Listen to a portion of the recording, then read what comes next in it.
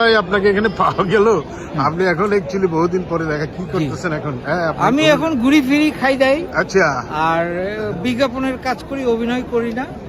আর হচ্ছে যে আমি সাংবাদিকতাকে খুব মিস করি, যেহেতু মানে আমার স্বপ্ন ছিল ছোটবেলায়, যে একটা স্বপ্ন ছিল যে আমি একসময় বিবিসিতে কাজ করব, সেই স্বপ্নটা আমার মানে পূর্ণ হয়েছে।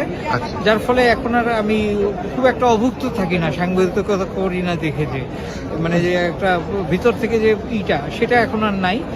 তবে আমি চেষ্টা করছি যে সামনে আমি আবার সাংবাদিকতায় ফিরে যাব। আপনি তো অনেকগুলি সেনাবাহিনীতে ছিলেন, আপনি আবার অভিনয়ে ছিলেন, আবার আপনি তার আগে সাংবাদিকতায় ছিলেন।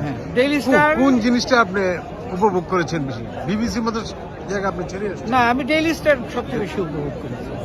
মানে মিস করেন বেশি সাংবাদিকতাটা, অন্যান্য অভিনয় পাশাচ্ছি, কিন্তু আপনাকে তো সবচেয়ে বেশি সেলিব্রিটি করেছে, পরিচিত করেছে অভিনয়।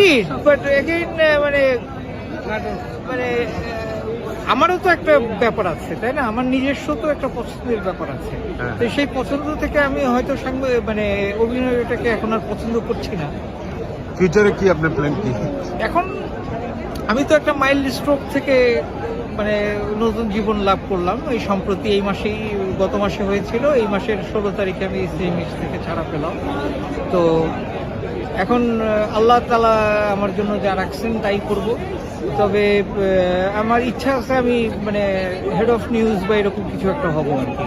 আবার নিউজ ফিরে যাচ্ছে। আপনার জন্য শুভকামনা। ধন্যবাদ। দেখা হবে ইনশাল্লাহ রাস্তায়।